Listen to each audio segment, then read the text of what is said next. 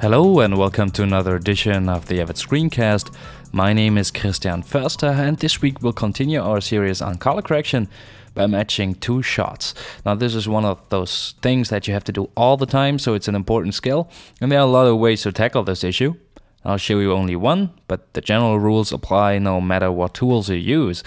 I'll use, you've probably guessed it already, the curves, but feel free to divert from the way I do it.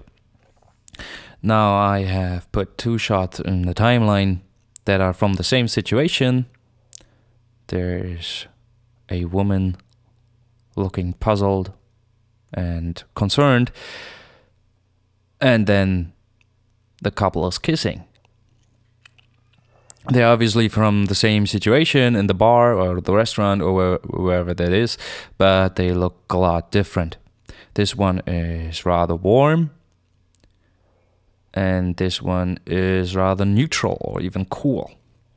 Now looking at the waveforms here, you can see that.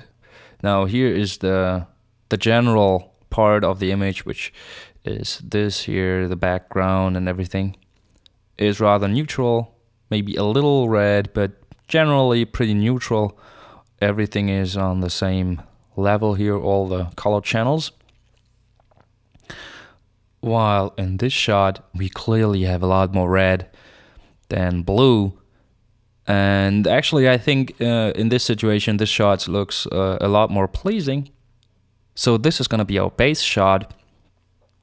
So let's get this one the way we like it first.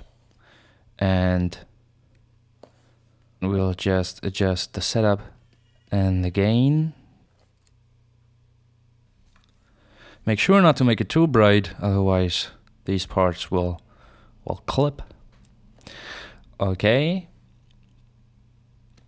Let's get the blacks a little blacker. Now if you look at the black level of the different color channels, you can see they're not exactly even. The blue is a bit lower than the red and the green, so let's take the red a bit down, maybe not that much.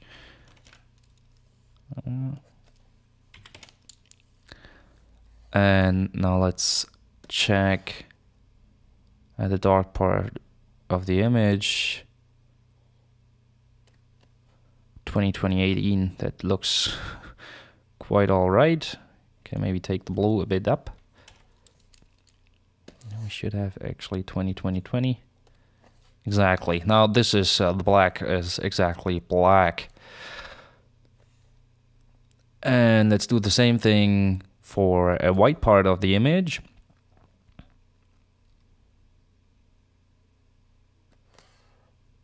Say this bar here, we can see it's way redder than we'd like it to be.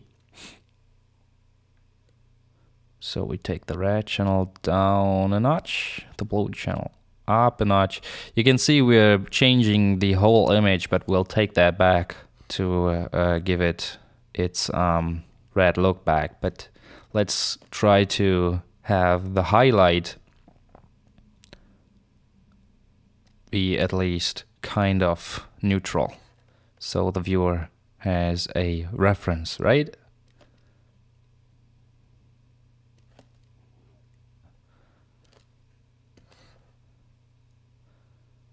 Right, about right. Now we have neutralized pretty much the whole image, and we didn't actually want that, so let's get some of the warmth back and the gamma by pulling the reds in the midtones up and the blues in the midtones down.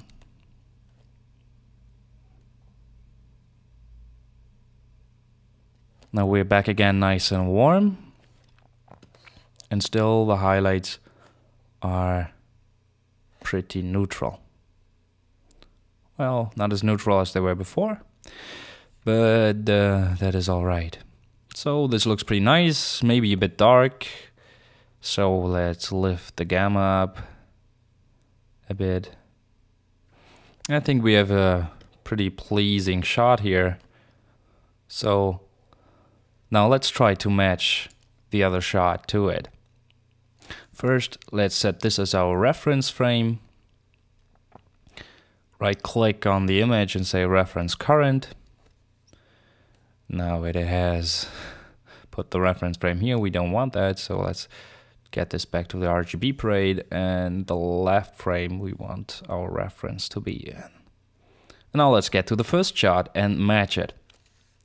Now there are automatic tools in Media Composer to kind of achieve that, and I'll show you how you could do it quick and dirty, and it doesn't work incredibly well, but it works sometimes well enough if you're in a hurry. You know, these two fields from previous episodes, we only used them to check on a color, but they of course have a different purpose. As you can see here, there's a button that says match color. So guess what it does? It matches two colors from two different shots.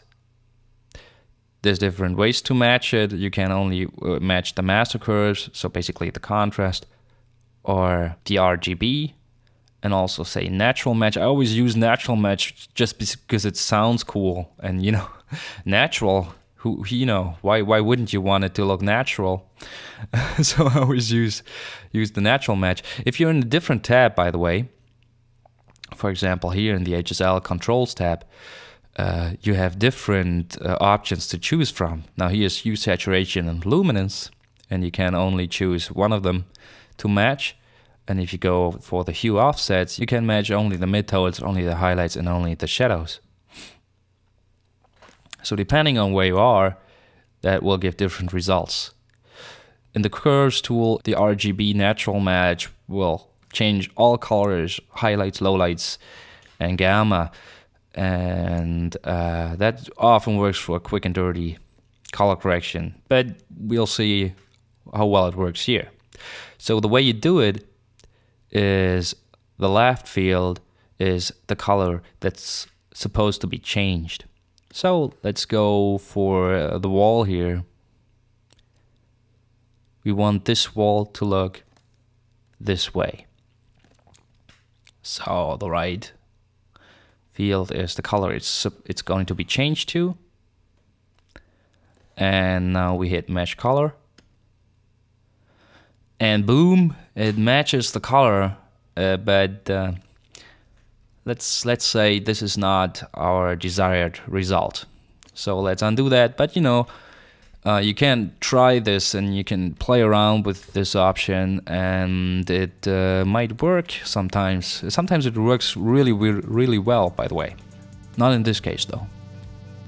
Again, to learn a lot more about this topic and everything relating to color correction, read Steve Heilfusch's The Art and Technique of Digital Color Correction right from the link in the show notes, and I'll get a kickback, and I thank you for that. Also, thank you for actually watching this episode of the Avid Screencast. If you like, go ahead and subscribe to the podcast at avidscreencast.com or in the iTunes Store.